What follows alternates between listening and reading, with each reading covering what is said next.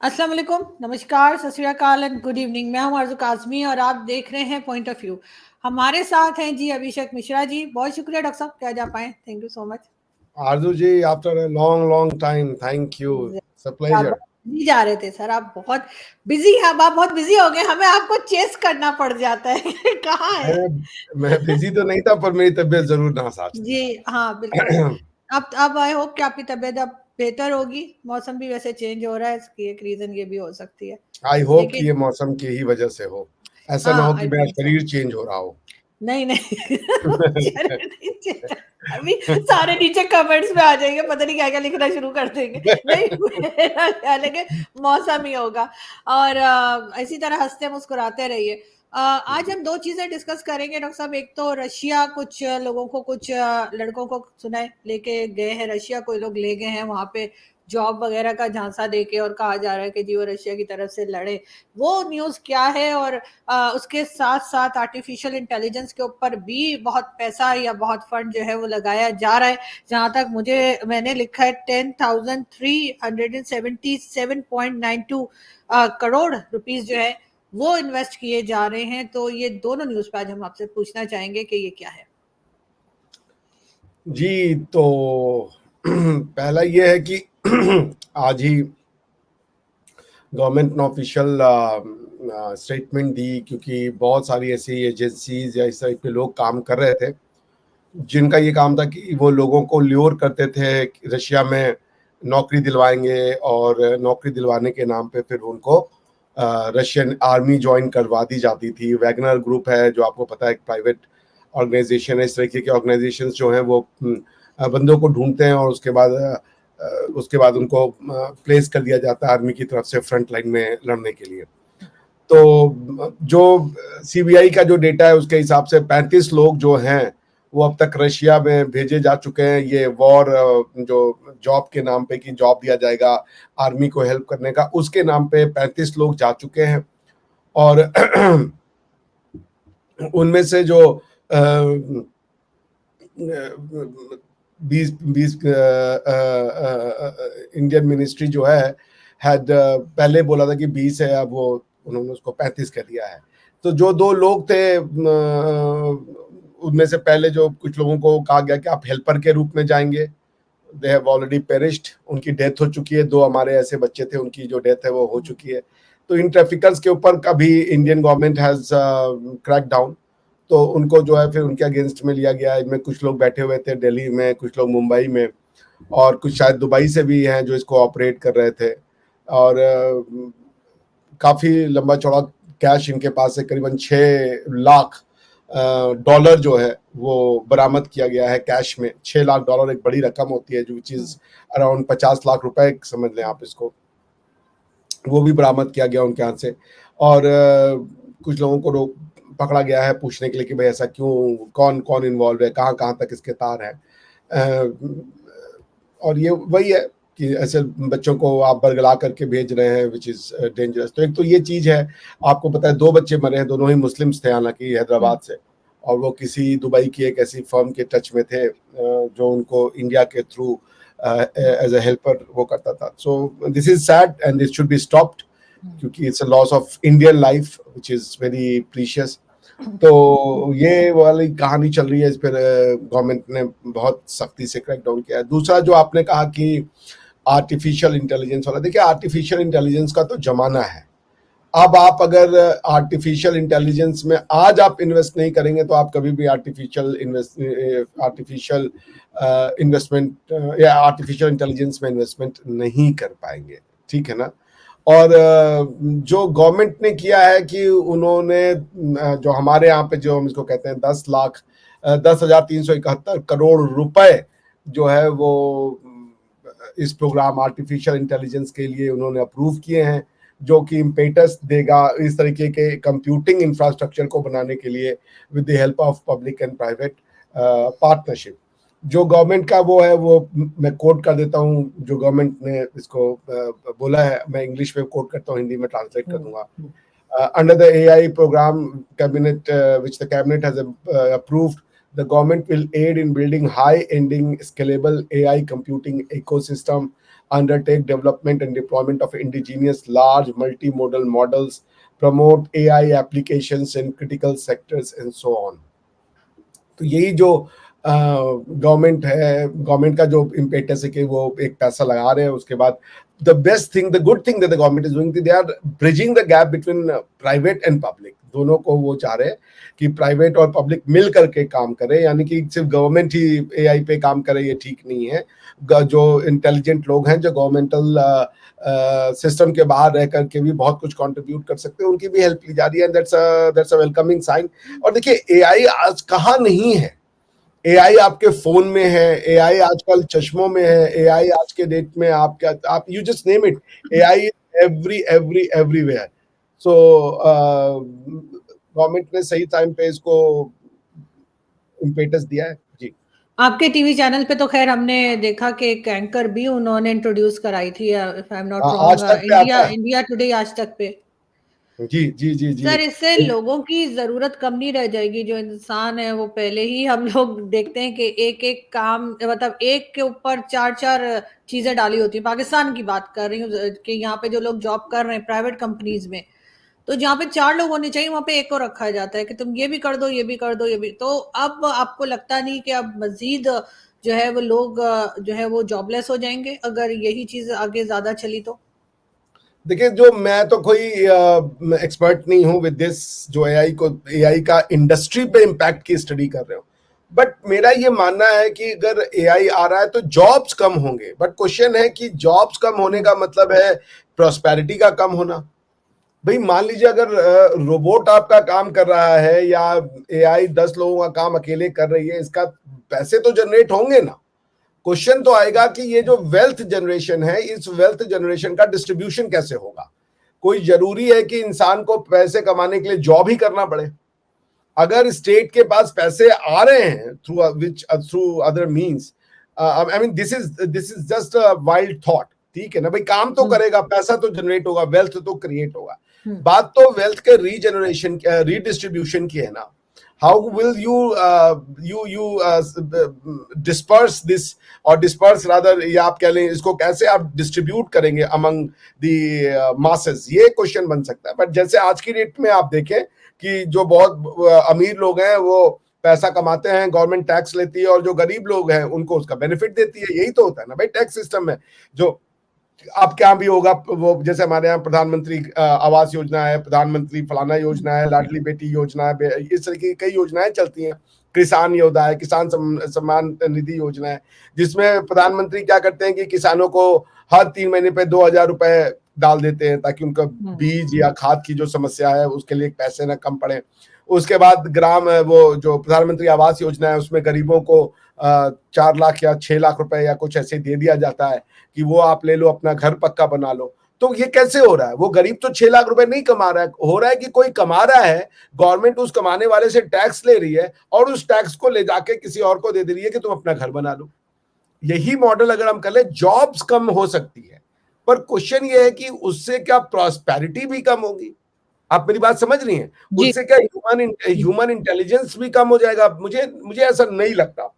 मुझे लगता है कि आइडिया ऑफ वेल्थ चेंज हो जाएगा। जैसे आज से कुछ 100 साल पहले या कुछ 1000 साल पहले लोगों को ये भी नहीं पता कि पैसा क्या होता है, मनी या प्रॉपर्टी क्या होता है। लेकिन प्रॉपर्टी और मनी के कॉन्सेप्ट ने तो ऐसा लोगों को फंसाया है कि जो आदमी किसान है वो अपनी जमीन पे जिस चीज को मार्केट में, जिस चीज को उगाता है उसको मार्केट से जिस रेट पे लाता है वो खाने के लिए, उसमें जमीन और आसमान का अंतर हो जाता है। ठीक है ना।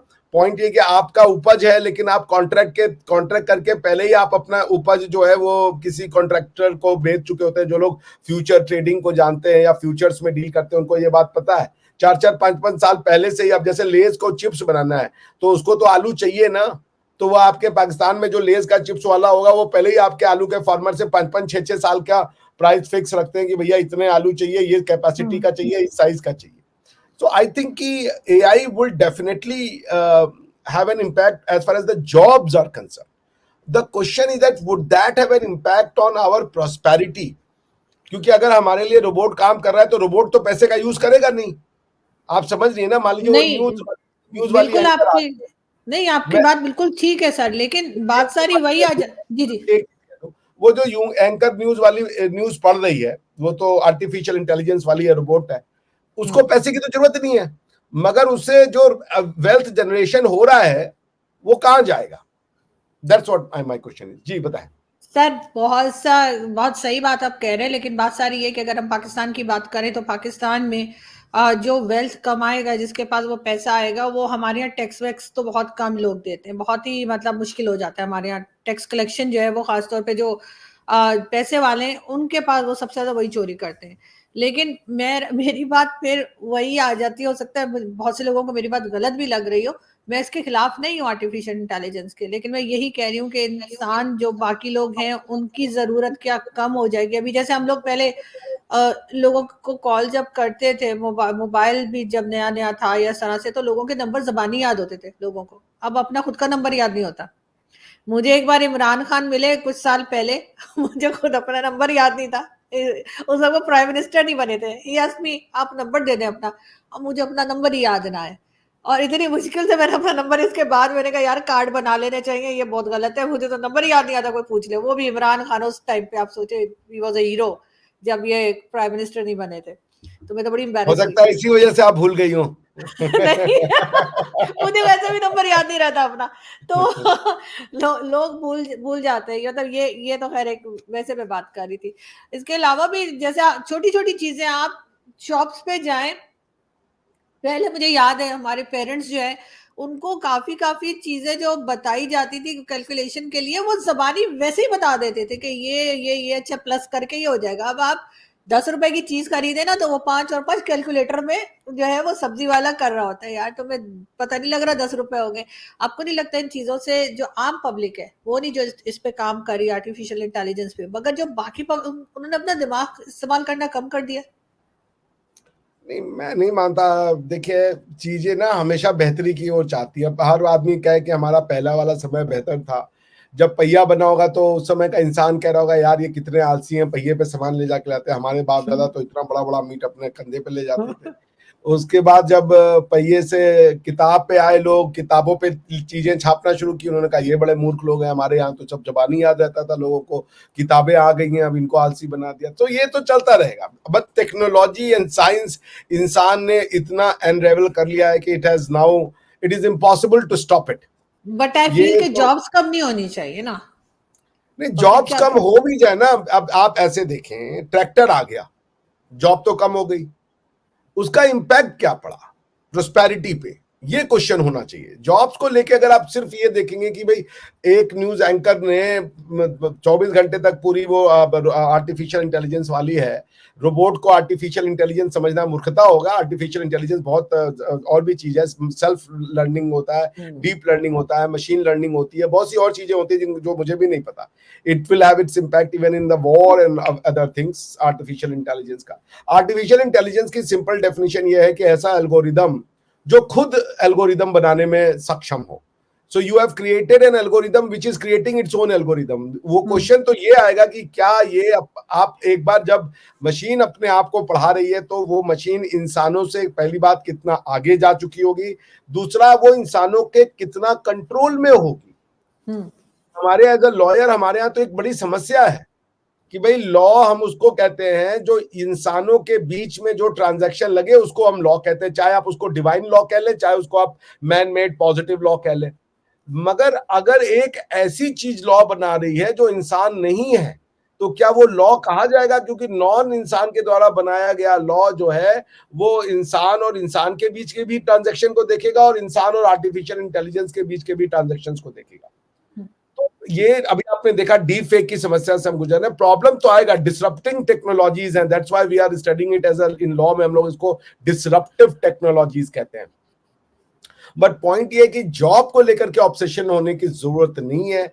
जॉब पे अगर कमी होती भी है तो उसका ऑल्टरनेटिव वो रहेगा कि लोगों के पास प्रोस्पेरिटी रहेगी। जैसे एक किसान है, पहले क्या होता था कि उसके परिवार, उसका एक अगर कोई काश्तकार है, उसका कोई काश्त है, उस पर जो है पूरा परिवार मिलकर खेती करता था। अब एक ही लोग करते हैं, लेकिन अगर अर्निंग अच्छी हो रही है तो सभी लोग बैठ के काम करें, अब ट्रैक्टर न ले, सभी जाके हाथ से ऐसे ऐसे कुआला फुआल धोने की तभी जाकर के अच्छी खेती होगी, मैं नहीं मानता। Job will not be problem, मैं फिर कह रहा हूँ, जो मेरी अंडरस्टैंडिंग है, प्रॉब्लम विल बी कि ये जो वेल्थ जनरेशन होगा, क्या हम उसको डिस्ट्रीब्यूट कर पाएंगे जुडिशियसली, और इंसान को फिर ऑल्टरनेटिव देखना पड़ेगा कि वो फिर अपनी यूटिलिटी समाज में कैसे लेता है। अगर न्यूज एंकर कोई बन रहा है, जजेस भी अगर इस तरीके के आ रहे हैं जो कि आर्टिफिशियल इंटेलिजेंस से हो, उनको लॉ बता दो, वो डिसीजन लिख दें, तारीख का बहुत ज्यादा झंझट ना पड़े। उसी तरीके से आप और भी चीजें देख लें, स्कूल टीचर्स में अब आप चैट जीपीटी देख लें, आप बच्चों को आप असाइनमेंट दे, चैट जीपीटी में वो असाइनमेंट वो टापता है, वो नया असाइनमेंट तैयार कर दे रहा है। तो चैट जीपीटी ने इतना कुछ वो क्रांतिकारी, भाई मेरे पास कई बार प्रॉब्लम होता था कि जब मैं लिख लेता था कुछ तो उसकी ग्रामेटिकल चेक करवाना मेरे लिए बड़ी एक होता था, क्योंकि एज एन ऑथर जब आप लिखते हैं ना तो आपके साथ ग्रामर कुछ गलतियां रहती हैं, बिकॉज आप ध्यान नहीं देते हो, आपका दिमाग बहुत तेजी से काम कर रहा होता है। अब मेरे लिए आसान है, मैं जाके उसको चैट जीपीटी पे लिखता हूँ, ग्रामेटिकल करेक्शन वो ठीक कर देता है। So life has become good और बैड बोथ, बट मैं इसको सिर्फ जॉब के एंगल से नहीं देखूंगा, it will have lot of impact, और ये बहुत अच्छा होगा, ये आप देखती चलिए जी। बिल्कुल बिल्कुल ऐसा ही है सर, लेकिन आपके ख्याल से क्या ये चीज अब मतलब मजीद बढ़ती जाएगी? और जिस तरह से हम भारत को देख रहे हैं कि वो डिफरेंट फील्ड में जा रहे हैं, चाहे वो स्पेस में जाना हो, चंद्रयान हो और कई दूसरी चीजें, तो अब ज्यादा फोकस जो है वो इस तरह की साइंटिफिक चीजों के ऊपर ज्यादा है भारत का। भाई देखिए, ये ना एक ऐसा चीज है कि अब मैंने कहा ना, नाउ मशीन्स आर लर्निंग, तो अब आपके हाथ में कितना गेम बचा है ये भी देखने वाला होगा। हालांकि मैं एआई का बंदा नहीं हूं, लेकिन मैं लिखना चाहता हूँ एक किताब ऑन दिस इशू। एक क्वेश्चन तो बनता है ना, how much do you have in your hand now. अगर वो मशीन खुद से लर्निंग शुरू कर दी, दूसरे मशीन्स को आज भाई वो सिखा रही है, तो अब आपके हाथ में कितना खेल बचा है ये देखने वाला होगा। रुकेगा तो नहीं, बिकॉज एआई का कोर्स जो है ना, अब आज की डेट में हर यूनिवर्सिटी में एकदम हॉट सेलिंग केक है एआई के कोर्सेज। आप लोगों को सिखा रहे हो, लोगों को इन टेक्नोलॉजीज को काम करने के लिए इन टेक्नोलॉजीज पे काम करने के लिए आप स्किल्स प्रोवाइड कर रहे हो, तो कोई ना कोई बच्चा तो ऐसा निकलेगा, उसने कुछ ऐसा क्रिएट कर देना है कि फिर वो इंसान उससे हैरान परेशान हो, या उसका जो उसकी जो कंट्रोल है वो इंसान के बाहर हो। आर्मी में यूज होगा, मिलिट्री में यूज होगा। ड्रोन क्या है? एआई है ना। ड्रोन आपके छत पे उड़ता रहता है ना, तो उसमें कोई आदमी होता है ना कोई बैठा होता है, वो कहीं से उसने टारगेट सेट कर दिया, उसका फोटो सेट कर दिया, खुद ही ढूंढ लेता है, चाहिए फोटो मैच करके मार दो इसको। तो इस हिसाब से तो वो, अब तो वो जमाना भी गया कि हम जो है वो बहादुर है, शेर के बच्चे हैं। आज कोई शेर का बच्चा नहीं है, वो चूहे का बच्चा, वो वहां से बैठ के बटन दबाता है और शेर का बच्चा जो है वो खाली हो जा रहा है। आप समझ रहे हैं? तो आप 20 किलो का लोहा उठा लीजिए, या 40 किलो का ढाल ले लीजिए, या 70 किलो का भाला उठा लीजिए, कोई फर्क पड़ना नहीं है उससे, क्योंकि कहीं कोई आदमी जो कि खाली एक उंगली भी उसकी काम कर रही है तो आप पे भारी पड़ने वाला है। मैं फिर ये कहूंगा, nothing to worry. Jobs slash का ये मतलब नहीं है कि प्रॉस्पेरिटी कम होगी। जॉब में कमी का मतलब नहीं होता कि किसी तरीके से धन में कमी होगी। और अगर ऐसा होता तो आप देखिए, दुनिया की जितनी भी प्रेडिक्टिव स्टडीज आई हैं, सब कह रहे हैं 2050-60 तक इंडिया, चाइना, ये सब अपनी अपनी इकोनॉमी को बहुत ज्यादा बढ़ा चुके होंगे। तो वो कैसे आ रहा है? इसका मतलब पैसा तो बनता रहेगा ना। अगर आर्टिफिशियल इंटेलिजेंस 2050 में कहाँ होगी हमको नहीं पता भाई। अब मैं जिंदा भी रहूंगा कि नहीं पता, 2024 चल रहा है और 26 साल है 2050 आने में। तो अगर ठीक ठाक रहा तो रहना चाहिए तब तक, तो मुझे 2050 तक। अब वैसे तो कुछ पता नहीं, आजकल तो लोग सूखे के पत्ते की तरह धड़ से गिर जा रहे हैं। आज ही अरे मैंने, क्या बात कर रहे हैं सर, नहीं नहीं आप रहेंगे, डेफिनेटली रहेंगे। ठीक है, अगर और सूखे पत्ते तो हरे पत्ते भी गिर रहे हैं तो कोई गारंटी नहीं है।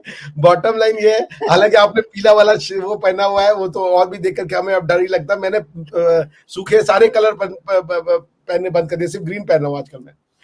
तो खैर, बॉटम लाइन जोक्स अपार्ट, ये कि I am very hopeful. Technology ने इंसानों की जिंदगी को बहुत आसान कर दिया। आरजू जी, हम आप बात कर रहे हैं, आपके रूप में इतनी अच्छी दोस्त मुझे मिलनी है। It would not have been possible had there been no artificial intelligence और दीस काइंड ऑफ टेक्नोलॉजीज।